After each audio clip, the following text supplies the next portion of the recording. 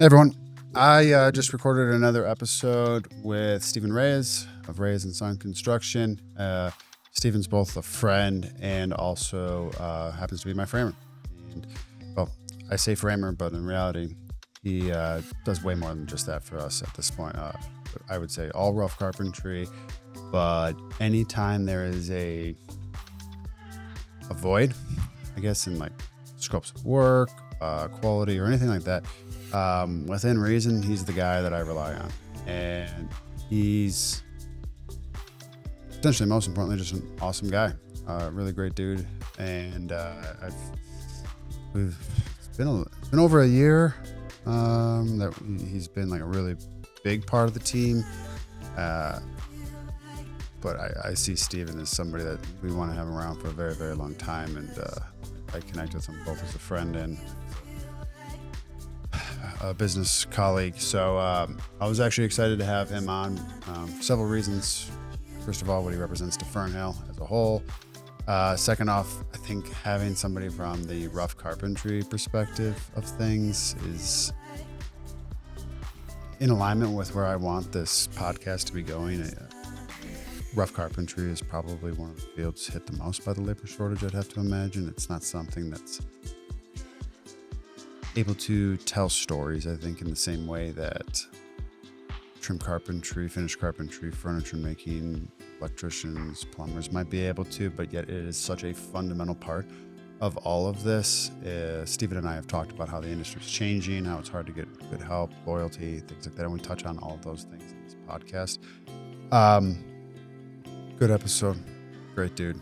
Hope you guys enjoy it. I am trying to make it more of a thing to have on people on this side of the equation. What I mean by that is I want more contractors, trade partners, things like that. So if you're listening to this or watching, now that we're up on YouTube, check out the YouTube channel.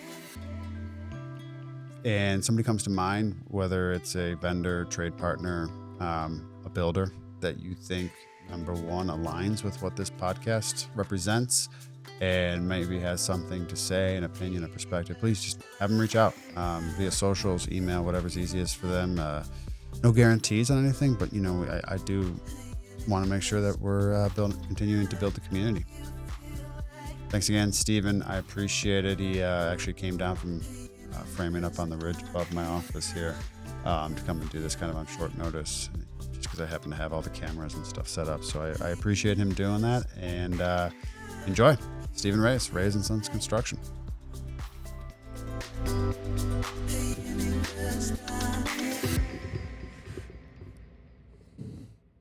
Yo, can you hear me? Yeah. Cool. Yep. I think we're actually already dialed. Nice. Easy enough? Yep. So you got nothing you want to talk about?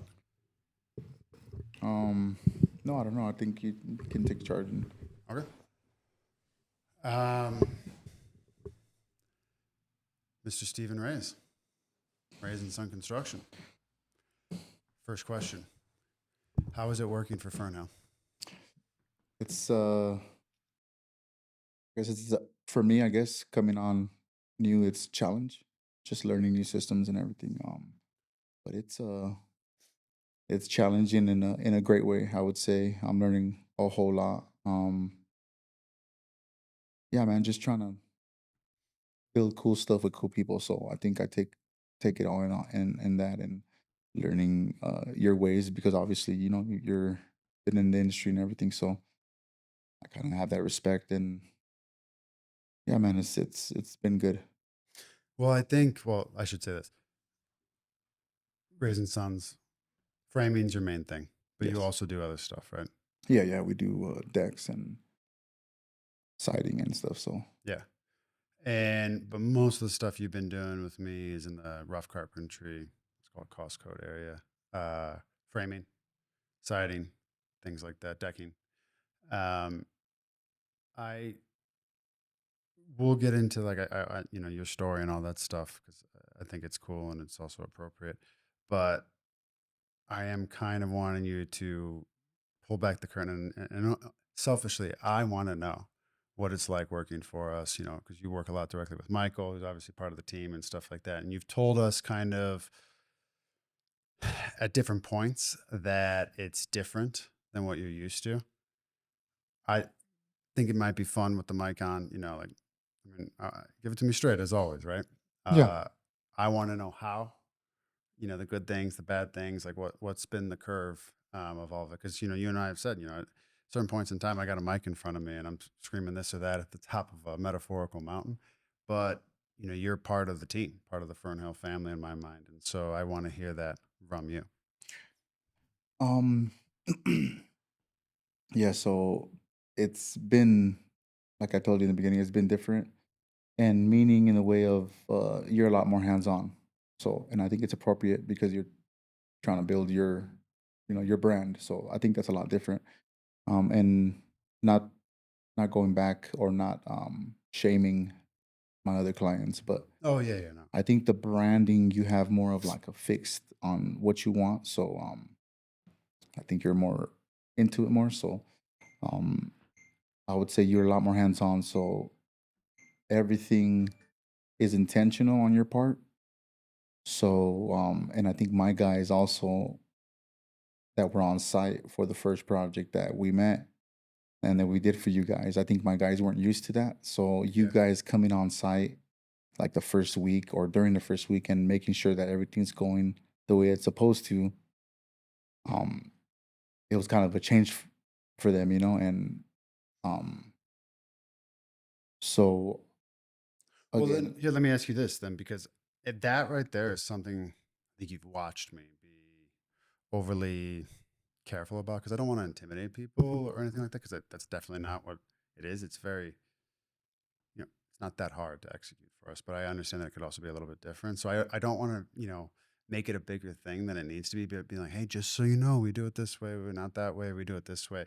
But I also try to communicate, especially to Michael, that, if somebody's willing to ask for this or that, like in order to clarify, we have to then fulfill our responsibilities, or else it ends up being just that you guys are aimlessly trying to, hit some marker or that, this or that. What in feedback to me, what I'd be interested to know is like, where do you think we do a really good job of like setting the standard? Where's somewhere else that we could maybe do better? yeah, I think it wasn't in it's like you said right now, like you guys coming on early. I think it's a great thing. I think it was just my guys that were just, I think, more the hands-on or the framer, down to the labor. It's kind of more of like, hey, let's get this done. The boss, they want to make sure that something is up so that way when the boss comes, you can see something with, Yeah, yeah. it's but for me, it's not that. It's I like you guys coming in that early and making sure, hey man, we're used to this, and if we're doing it different, then you guys catch that. Um, but I think as far as where you can do better or not, I think, I mean, you guys are doing Oh, I doing know there's good. It's something. Come it's on. um I know you want more material there all the time. yeah, I mean, as far as material, I mean, it's always a little bit more, but it's different. I think for material it's different because I'm also doing my materials on basement, so Yeah, yeah, yeah. um it's always fluctuating. But I think, I mean, not to be a brown nose or nothing like that, but yeah, man, I think you guys do great. You guys are very experienced in your guys' area. I mean, obviously, you guys don't know everything, but I think it complements where you guys tell me if, hey, can we do it this way, and you guys are open to my opinion as well. So I think it really balances everything out. So I don't think, um, yeah, man, I think it's great. Well, to piggy on that, because that's actually, having done a couple of these double studs now, I think, there's the numbers that I see on the back end, and that can influence like what I bring to architects or potential clients or clients as to like the best way of doing it. But I really need that feedback from you to be like, hey, this works well. Hey, should we have the continuous top and bottom plate, or do we want them to be independently floating walls? Which one's easier? Should we be erecting this? Like, I mean, I remember even for the Eagle Ridge project, we were sitting here in the office and I had concerns about, because, since the outer stud had to be a 2x6 because of the 10-foot top plate, and then we had a 2x4 staggered on the inside. I had concerns that if you lifted it without the 2x4 being part of it, that the toe nailing just wouldn't get us that flatness standard. And I can't remember what you like. I think you ended up doing a combo in the field, right? Like something you did on the ground, something you didn't. But you just told me, hey, we'll hit the same flatness factor no matter what. And it was like my responsibility then to be like, hey, you're telling me you're going to hit the mark. I can be worried all day long, but if you hit the mark, you hit the mark. And now post facto, you know, the next one of the next projects is actually also going to be a double stacked construction up in Loveland. I need to know from you then, hey, 10-foot top plate, what's the best way? Well, based off this one, I think it would be better or inside it would be a double plate, so separated. Separate it. Yeah, just because the 2x8, unless we get a LSL bottom plate, then I think it's achievable. Yeah. Just the 2x8, Doug was, there's bodes. So Yeah. trying to put the bottom 2x4 LSL flush with the wall, we weren't able to get it all the way. So what we did is I told my guys to hit it with one nail, and then once we stood it up, if we need to flush it in, then we hit the other nail on the other side. Yeah. Yeah. So I think if it's not going to be LSL bottom 2x8 plate, I think separated would be ideal. But see, that's the thing. I appreciate that because now, I mean, you know this. If I get a set of prints from the architect or the engineer or whatever, and it's just, hey, build this, like, there's zero chance that we can influence how the top and bottom plates are. Like, zero chance. Oh, for sure. But knowing that feedback, and I mean, admittedly, like, everyone can say, hey, yeah, I think that's a good idea. That's a bad idea. Like, it's important to hold space for both. But, without that feedback, I can't go to the design team and be like, hey, just so you know, we can get that flatness factor, but in order to do it, we need this, this, that, and the other. And like that's going to influence a lot of stuff. And it has to happen before people are too far into the design, I think. And so I appreciate that about you. I told Michael that like I'm having you on the podcast, and he was curious about what I was going to ask him. I want to put him on the spot. I want to know what he thinks about working for us. But on top of that, I also said to him, and he agreed fully, that there was a very distinct moment for us that, I think I don't want to use the word strategy, but just a concept that I like is, you lead with culture. And if you lead with culture, you can train people to be this way or that way. And like that's specificity, right? And so we always said, like when we find those a certain like sub or guy or girl or woman or whatever it is that aligns with that culture mindset that we want to be promoting, that we have to do everything we can to, you know, not only like keep them around, but elevate them in tandem with us. And Michael pointed out like a very specific moment where we thought it was maybe like the window headers at the Darley project or something that just, it happens, right? Mm-hmm. And your simple response was like, we'll fix it, done. Just like, period. That was just it. And I remember after that happening that Michael and I were sitting at one of our meetings here and we're just like, Steven's our guy. Like that's all you could ever ask of somebody that wants to be a part of the team. And so like like immensely appreciate that about you. And even though I think we have like great subs, great team, like I still think that's an incredibly rare thing in today's like economy, world, whatever. And so, wanted to make sure to give you props for that because like we really, really enjoy working with you. And it seems that even with the more you have going on, like you still just never compromise on that, which is something that really like resonates with my mindset as well. So Yeah, thank you, man. Appreciate that. Yeah, I think that's what I'm trying to build exactly, and I think that's why we kind of are cohesive and are, you know, um, me working for you and us working together. Um, it's kind of a good thing, a good feeling, I guess, to see that you're seeing that. Um, but yeah, that's something that I kind of take pride in is if I do make a mistake, we're gonna fix it. Um, it's not there's no other way. yeah, Um, so yeah, I mean it happens, right? So it's like yeah, yeah, I try to make sure that clients know. I'm not perfect. If anything, though, it's the measure of how you handle when quote unquote shit happens. That defines you as a company, as an individual, more than anything else, as opposed to whether or not it did happen. Um, I think on a business front, something that I'm curious about is that I know you've kind of talked about growing big, you being in the field, being small, specialized, and you've kind of gone back and forth. I think as long as we've known each other, as to like what the actual best way of achieving that is. Where are you at with that right now? You still want to be big, or you want to be specialized, high end? Um, I don't know, man. It's really that's really what I'm at right now. I'm really trying to figure out where I want to go. I mean, I still want to do the roof framing, but I really want to take off my belt as well. Hmm. Um, to be more on the business side and go out there and um, yeah, it's yeah, I don't know. I think I mean, I don't want to be big, like have a big company. But I do want to do maybe several projects. Have 2, 3 good teams. Um, but right now, Are you just still interested in the commercial stuff? Because I know you had done like one or two of those bigger like multi home type things. no, no, for sure not. I want to stay with custom homes. We also do basements. We're kind of do a lot of basements. But yeah, I think I want to go more your way and stick as far as 4 or 5 good builders. Yeah.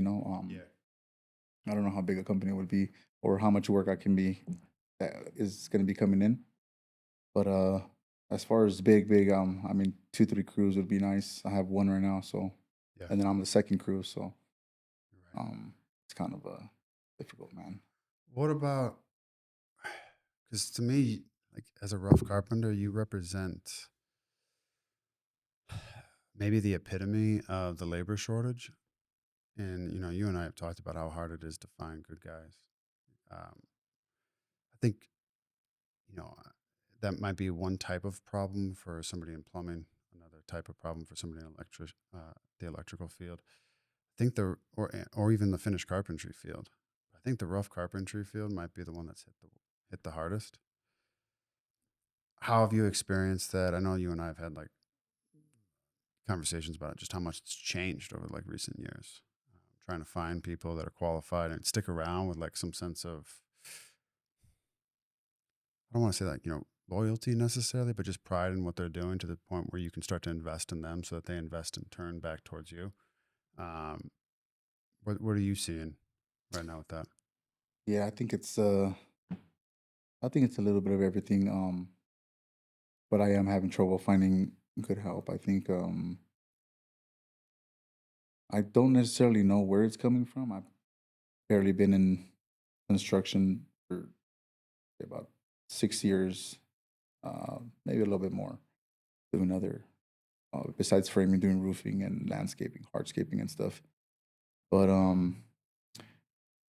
don't know. I would like to stay positive and say there is good people, but they just have a job, Mhm. So it's kind of so now what I'm kind of doing is implementing,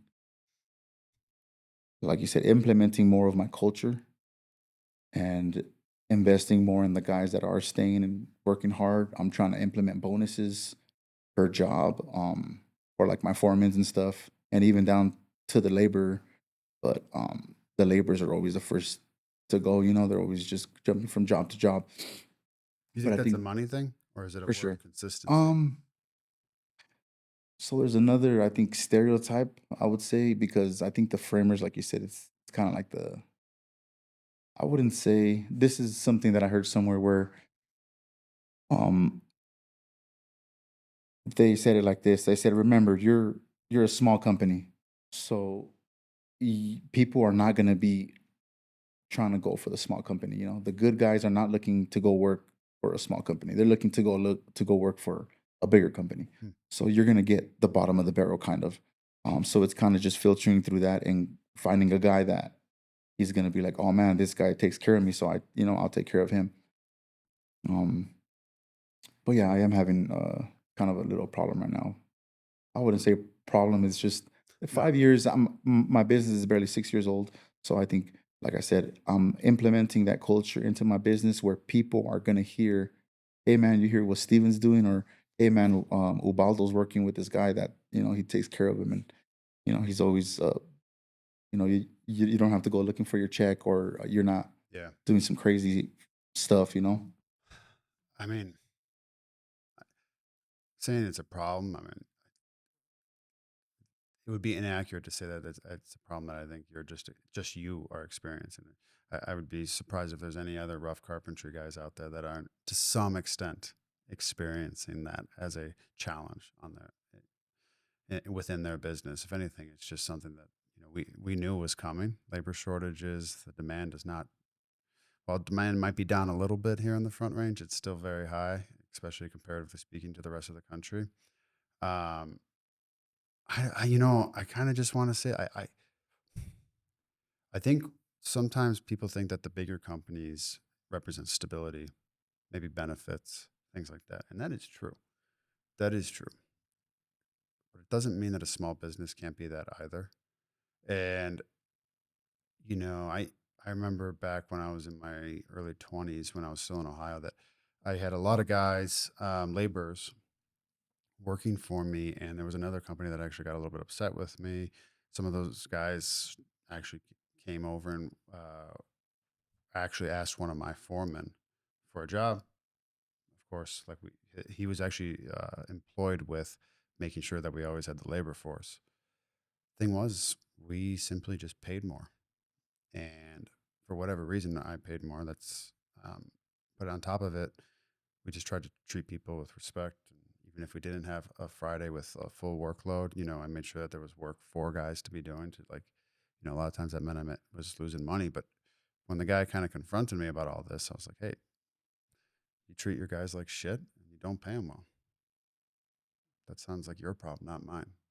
And so I think small companies can actually maybe they recognize that's how you attract culture. Maybe that's the way, that's what people are looking for at the end of the day. So it doesn't have to be one or the other, but I also think that as you're scaling, which we both are, it's a hard thing every time you go to scale, which is inherently is overextending yourself to a certain extent to also make those big promises to take care of people, their families, their mortgages, whatever it might be. So I feel you big time on that. But I mean, do you think is like you and I have talked about? Does it make you more interested in things like panelization and machines and like incorporating that into the workflow, or do you think there's obviously a balance there? Yeah, I mean, penalization, that would be, I mean, you keep you guys busy during winter, you don't slow down as far as if you keep the schedule, you don't slow down as far as having projects where it's gonna snow, especially in your areas. Um, but no, yeah, I think I agree with you. I try to pay my guys good wages. Um, so I think funny story, I just had this guy, he's been working with me since the beginning, 5 years, Lamberto. And I think it's also a problem with I don't know exactly, but this guy always it's a money problem. He always has money problems, and he came and worked at one of my jobs, and he's like, "Hey, Steven, I'm gonna go work for some other guy. He got this big project. He's like, he's gonna have steady work." And I'm like, "Oh, bro, you've been working with me for 5 years consecutive, What's the like." definition of steady? And then he's maybe I don't know, maybe he was offering no more, or he thought. I think it's just a mind process. Well, 2 days later, he called me back, and he's like, "Hey, Steven, can I come back?" And because I trust this guy, he's been at some of some of my projects. So and I need people that I trust and that I know he already knows my systems and how I like things. So I was like, yeah, come on back. And I told him, hey man, so why'd you coming back? He's like, oh well, this guy told me something good over the phone, and but when I went on site, it's totally different. So yeah, I don't know. I'm just gonna stay and keep grinding, keep putting that culture into my business, keep paying my guys good, so that way other people can hear. And eventually, I tell my guys that are the guys that are with me right now, they kind of float sometimes, depending on how they feel, or I don't know. But I tell them, hey, there's gonna be a time when you're not gonna have a chance to come back. I'm gonna get those steady people. I'm gonna find those people, and Yeah, it's gonna be it. build a So career. yeah. So No, yeah. but I think you know this. my favorite guy you got on site is your dad. And like my Spanish is okay. It's not good, that's for sure, but it's okay. And your dad's English, let's say it's okay. Um, but he's my favorite. Like he just works and such like such an honest way too. I don't know. Like it's like there's obviously no language being exchanged that's like making me feel that, but just watching him, seeing how he is on the projects and him take care of things. And I mean, you got your two brothers working for you because I think Marco's back with you again, right? Yeah. Yeah, I think Michael said he saw him at Darley. Um, I mean, I think that's a product right there in itself. Like it's a family business. I think. Yeah. Could Yeah, my dad's a hard worker. He's been a framer for 30 years, so um yeah, he just puts his head down and keeps working. You know, his birthday just passed on Monday, so yeah, yeah. uh yeah, he says he's 32 years old, so says he's going He down. fooled So me. That's for sure. yeah, yeah, yeah. How old is he? He is 67. No way. If he was That if is he insane to me. was wait a minute. If that's the case, I'm gonna start. I'm on the framing crew tomorrow, so I look to be Yeah, he was 120. 25. It was he was 25 and I'm 37, Okay. so 64. Yeah. Yeah, 64. Yeah. Um, Yeah, man, he actually had his own business, not an LLC, but I think he's getting a little bit too old, so yeah. he works by himself a lot, Right. so he's helping me out now. It's actually been fun and um been a good help, man. So, I mean, I think that there's also, it's not to say that you can't have this without family being involved in your company, obviously, but I grew up working for my dad and watching like because you got your other brother up with your dad at this project right now and here in Lions. There's just something about like some I don't know if it's just a sense of pride or something that comes along with like family crews and myself having been a part of one, like it's tangible. It's kind of fun as well yeah, because it's even like like people talk to each other differently when you're family, of course. yeah. So Yeah, I think it's a lot more and then my dad and my brother actually been working together for since I think my brother Rudy's been a framer maybe 15 years, so um it's kind of fun having them on site and everything. yeah, Um so yeah, I think it's I mean they barely started working with me, but I think it's like you said, it's kind of seems different. Like with this project, it's me and my dad and my brother, so yeah, it's kind of more of a like, oh man, this is built totally, by Reyes, yeah. so it's kind of and yeah, man, it's been fun. Well, all that being said, so you there's a climbing term overstoker. Have you ever heard that before? No, It's like the guy that's just like super psyched, super excited about like climbing 24/7, just obsessed with it. Granted, I love this industry. My wife would probably say that I spend way too much time on YouTube or researching this or that or drawing this. But I think you're pretty very alike in that sense. Definitely are motivated, which I respect and appreciate and resonate with. But you also just kind of obsessed with what you're doing in a good way. Um, that all being said, considering where the company is right now, where do you want it to go? Like, maybe what's like the 5, 10 year ideal plan? Like what's your dream project in like 5 years? um, I mean it's probably going to be a year away, right? It's going to be your project, Yeah, yeah, so I think, and now that I'm sitting here talking to you and you asked that question, like, do you want to be a big company or a small company?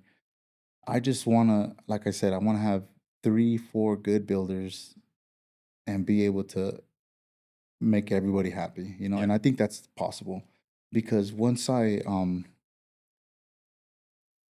I'm not that deep into construction, but 6 years and I kind of come from a different I don't know how you would say it. It's like you said, I'm in love with this man, and it's probably like I would say the honeymoon stage. I would say in construction. So Yeah, yeah. um, so I love, like you said, I am one of those guys that at home I'm looking. If I think of, oh, we got this to finish, let me see how this is built, or let me see how different people build it, or what's what's the easiest, or so like I said, just thinking about what that question that you asked. In 5 years, I want to be able to have projects from you, projects from my other clients, and just a steady 3, 4 projects, 3, 4 builders with projects. That security. Yeah, yeah. It's just and it's not. So I don't know. I don't like jumping from contractor to contractor. I think I have this list that I made. It's like a what is it called? It's just my list of what I want. So it has like, hey, I wanted to get a new truck. I think I made it like 5 years ago. And one of them says have enough jobs to be able to choose from the jobs, right? Yeah. So I think it's just having steady work from 3 clients, and just learning more, helping you guys, my helping you build your your brand, and yeah, man, I think that's awesome. I think that's exactly where I want to be at. Is um, so I would say small. Yeah, yeah. Yeah, it's It's funny because oh, you haven't met the guys that are over there on Darley right now, but you know FS Woodworks, those guys. yes, Tim, he's been around for a long time in the Front Range, working for FS, and we were just talking. I forget how it came up, but it was basically he mentioned how in the old days he had, or actually I don't even think it was recent. He asked another GC he needed something for his house, and he's like, "Hey, I won't give away my subs until the day I die." He wouldn't like expose who his subs were, and I was like, "That's crazy," because I mean, don't get me wrong, I don't want to lose my good subs, but at the same point in time, I want to promote them. Like I don't want them to hedge their entire business on me if that's not what their business model is. I'd love to have it be that way, but you know, that being said, if you get anyone from this podcast, I'll be happy for you, but nobody steal. I still need you. But it's like, you got to promote everyone because the more I promote you, the more you're able to promote me, and the better we're all off in the end. And the other thing is, too, is that I feel like the more we work together, like even take this Ego Rich project, I don't have to say the certain, like, same things to you just to like set that expectation, which is a natural part of the process. You just know now, like, how like we want it, or hey, we learned that this is the way that we want to be doing it here. Like, it's just how it is. It's like that rapport, man. That's a product. That that's tangible. Like the client for that project knows that. They they can tell the difference between us having communicated in a way that you feel comfortable with our means and methods, as opposed to you just showing up and having a million different questions. Like, you that takes time, and also I think it takes betting on people at a certain point too. You have to see something. for sure. Yeah, I think it all goes with the pre-construction, right? I think you have a good system. I think, like you said, we had that meeting beforehand. And I think a few things changed and everything. So once we were up there, we weren't blindsided or anything. I think only the trusts, right, were a little bit different, but Yeah, yeah, it's that was like it's not like we weren't blindsided or anything. So I think the pre-construction, the pre-con on your guys' end is good. So by the time we're up there, we instead of having 100 questions, we only have 20 questions. yeah. Um, I yeah, and I know. I think try to set that expectation too. I found that I need to be a little bit better with clients almost, that they think that because of pre-construction, we're going to have zero questions. It's not that. It's that we just want to be really intentional about like what questions we have left. And we're going to make sure that we have the bandwidth for the inevitable questions that come up. Because if it becomes a fire drill, like there's a project right now that both you and I will know which one I'm talking about. There's just questions that need to be answered that shouldn't have to be answered. And it takes up time from me forwardly addressing the next phase. And so, therefore, when there is that remaining question being asked, that I would not want that question to still be on the table under the Fernhill standard. Like, but I don't have the bandwidth because I'm putting out other fires. That is tangible by everyone on the site. Like whether or not anyone even knows what actually happens, that's just a different experience for people. Yeah, I agree. Um, yeah, I think like you said, it's gonna be just because of the pre-con, it's gonna be 0 questions. And I think we hold those.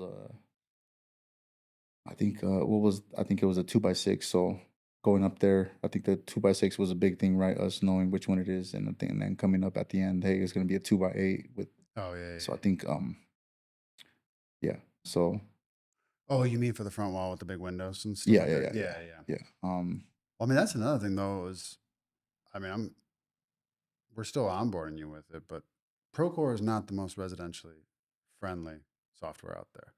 It fits our means and methods for sure, um, but it's hard sometimes to get buy-in from the subs.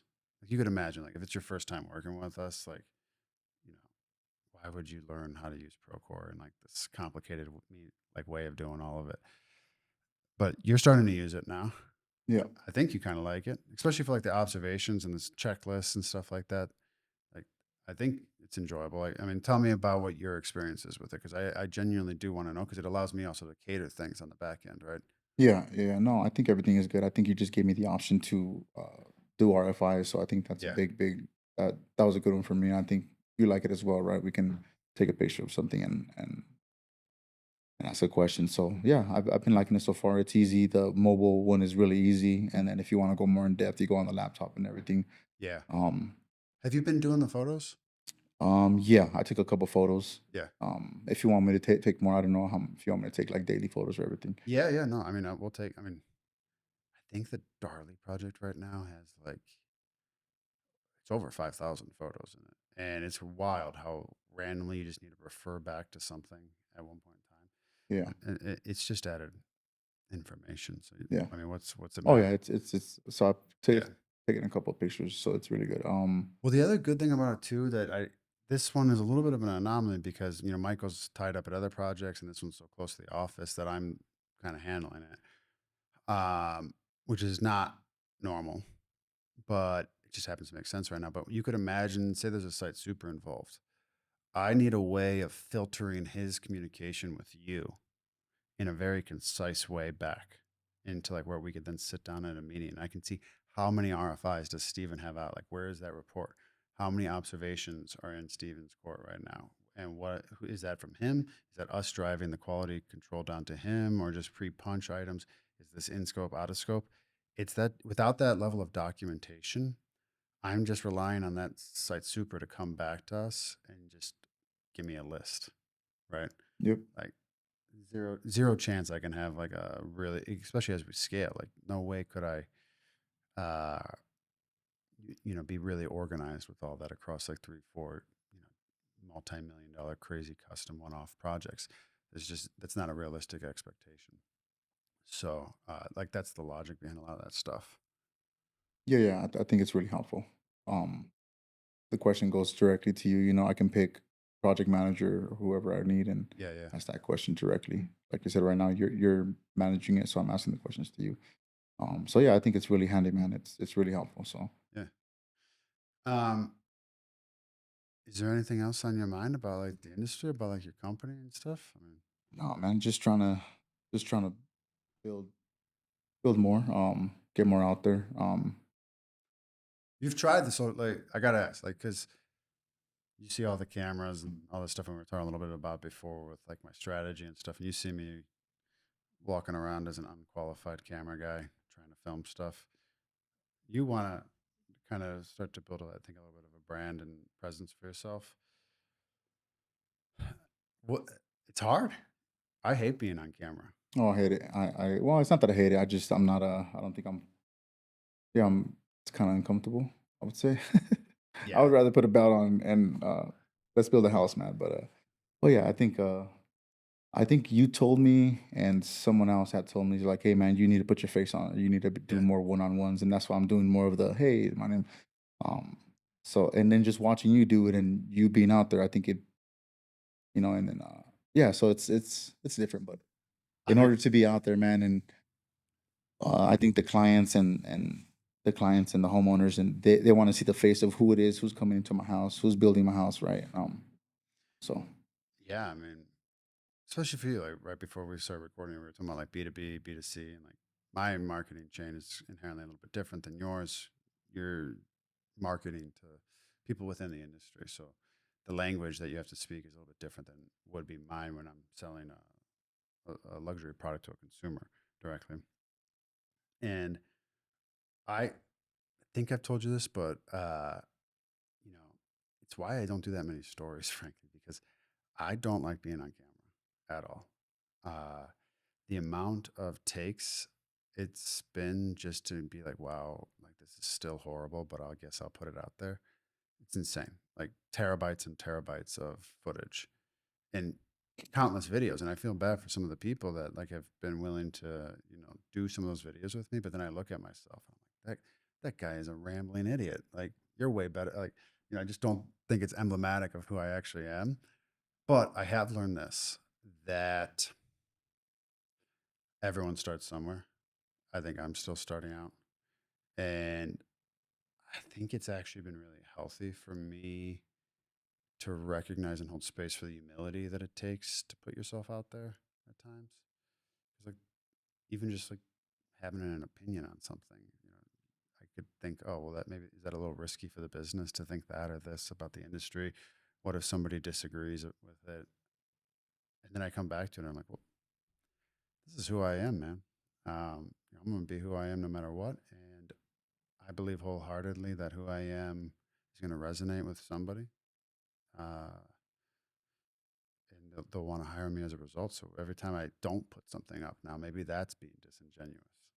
As long as I'm not like maybe misspeaking or whatever, but like within reason, like just trying to be the more authentic I can be by putting myself out there, the more authentic the company is going to be. And if anything, that also creates accountability. Then when I act, like you even told me, like when we had a little disagreement, hey man, you talk this way, you got to be like that. And you saying that to me, it was a good thing, because uh, I look back at it, me putting stuff out there. I'm like, you know what? That is who I am, and I have to be true to that right now. So it's hard. I feel you on it. yeah, I agree with you on you. I mean, being authentic. That's the way, and I see that through every video that you make and everything. Just so you know, from my feedback, it's good stuff. So, Uh, I'm always waiting for something to come up, on your end, and You trying to love the see camera what. too, though, because Oh yeah, I know when I get the camera out by you, man, like oh for sure. it's Who like doesn't lights, want to? camera, action. Oh for sure, man. If it's and you got all the cameras. My dad's always excited too. Now he's always on. Is he? Yeah, he was all, hey, how do I find his company? He's like, I go to his page, but I can't find his company because he's always looking at the videos and stuff. Oh yeah, yeah, yeah. So he's all into that too, man. So it's kind of cool. Yeah. So yeah, man, I think the more we're out there, like you said, the more we're exposing ourselves and being genuine and being authentic. And I'm kind of a rambling idiot too, but I think in front of the camera, I'm kind of more like uh, kind of more stuck. So, but I think on the job site, you hear me on the job site, I think that's the way that I am. So just trying to be more I uh, mean, not shy, I guess, in front of the camera and stuff. So maybe you just got to have the camera always rolling because like yeah, half the time you guys are just singing, having a yeah, good time, and I'm like, that's the best part of like yeah, working yeah, with yeah. you guys. Yeah, I do want to get like one of those GoPros and put it up there for like a time lapse and everything. Yeah, yeah, When another builder does like time lapse with us, every time we do a job, they put a camera and you yeah. see the whole thing in 30 minutes, whatever. But I yeah, mean, I think we can do that. I have like the construction time lapse cameras. I got. yeah, We'll do it next time. yeah. Or So maybe we'll even do it for like the siding and the decking. yeah, That would be that'd be good. cool. Yeah. Um, when you meet GCs, because I got you through a drywaller. Um, Yeah, that's surprisingly right there. So I just cold call people in the beginning. I yeah, haven't cold called in a minute, or what would you call it? Cold email or just I guess yeah, same thing. yeah. So I would just go on Google and find builders and email them constantly. I would do it like I would say once a week, twice a week. I would email the same builders. Um, and the way you got me was with the drywaller. I know him through another builder. Um, he does their drywall. Well, you know, it's funny because my dad always would tell me that, hey, you want to meet a good drywaller, you ask the painter. You want to meet a good framer, you ask the drywaller, and like kind of this vertical chain. And so I think that was probably a lot of my school of thought. And I don't know if I could keep track of how I found all of the team at this point now, but I'm pretty sure that was like the logic at least behind asking it like for an introduction and stuff. So, but it's also funny is I think the other name he gave me was Kaufman, but I think Kaufman's like way far away, and I don't think Yeah, I think he does it. Well, if I'm not mistaken, he's probably like, he's in South, I think, right? yeah, yeah, he's way south. Yeah, Yeah. which is funny because I've had one exchange with him before on social media. He got married in Lions, and Oh so wow. yeah, Okay. just small world. Um, I know I've thought about that too because I guess I market to architects, inevitably, but it's to consumer in the end. Um, but for you to like, what do GCs want to see? Like, how do you pop up and Yeah, I don't know. I don't know. Like I'm just trying to think right now because now that you're saying like from you got my name from a drywaller along with Kaufman, and I'm like Kaufman's kind of like, oh man, that's kind of what I'm shooting for because he does a lot of I think he's like third generation who is framer. he? I think I don't know that much about. I think his dad and then his grandpa. Don't really I don't know him, but I watch a lot of his stuff. It was kind of cool. But yeah, I just think come back to the authenticity. I think you guys are looking just for somebody that's gonna bust their ass, along with you giving them work and us earning it at the same time. And um, yeah, I have been. I think I still have my first client from when I started my business, going 5 years with that relationship, they don't have no. They're not stopping anytime soon as well. Um, and then I have another one. I think I got it the second year, which is Bud and Sons and everything. And then you guys. So I think just, I mean, Time, man, yeah, time. it's just time and Yeah, just being authentic. And if anything on my part is just being real with you and you the same way, I think, but yeah, man, just building that relationship. And I think I see a difference. I know sometimes, oh, I don't know how it is, but I try to look at it like once I'm building from you, and I think this is something that you say as well. Once you're already family. And I think that's how I like to look at it when I'm building for somebody, and I get this contractor, and he's like, "Hey, man," on my end, it's like, "Hey, man, you're my friend already. Now I'm gonna come and do this basement for you, and I'm gonna make sure that yeah, yeah. it's good. So it's business relationship, but I think I like to look at it that way. It's like, hey, man, Alex is my friend, Evan's my friend. Why am I gonna leave your project looking like shit? So Yeah, yeah. I know. Actually, my wife has said before that, like, she's asked me how being friends with people because she says I can be kind of cutthroat when it comes to business. And I'm like, I don't know if that's how I would articulate it. I just think I just want everyone to be the best version of themselves, and you can't by you somebody on the team being a lesser version of themselves can't impact the ability of somebody else on the team to be the best version of themselves. I don't think that's fair. I don't think that's right, and that's not in alignment with the promise that I made the clients that hire us. And so I'm like, if that means me setting expectations and all that, so that clearly, so that people can actually meet them in a kind of direct way, like so be it. Like I, I get that's tough, but it's also hard when you're friends with people to be like, hey man, this is the effing standard. We agreed to it together, but if anything, it's I hope you can feel this. It's like I believe in myself to be able to hit that standard. My friends, I believe in you to hit that standard. And so sometimes like being a good friend, being a good business partner is saying, hey man, this ain't the standard. You and I said to each other, this is where we want to do, how we want to do it, when we want to do it in this way or whatever. So like, let's do it. Let's just like pony up. Let's go. So it's hard to find that balance between being good friends, I think, in business, but at the same time, I think they can also feed each other.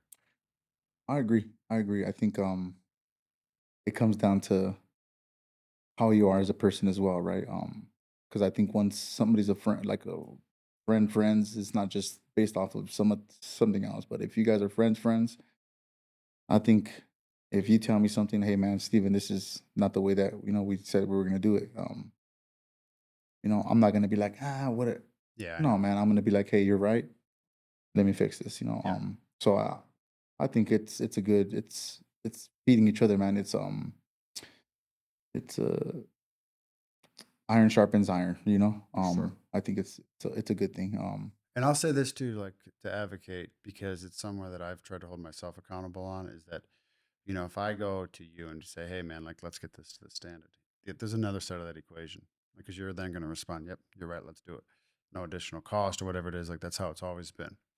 The other side of that equation that I think is easy not to talk about, especially when I'm sitting in my seat here, like, is that means that if you go, hey man, this isn't part of scope of work, like that's, that's extra. Like I can't be then negotiating with you. I got to be like, yeah, you're right. Like that's the two-way street right there that I think allows for respect and conducive relationships where you both grow in tandem with each other. Because then, like in my mind, another way of phrasing that would be like you both have situations where each other has an obligation to advocate for the other person. Like that's a mutual relationship.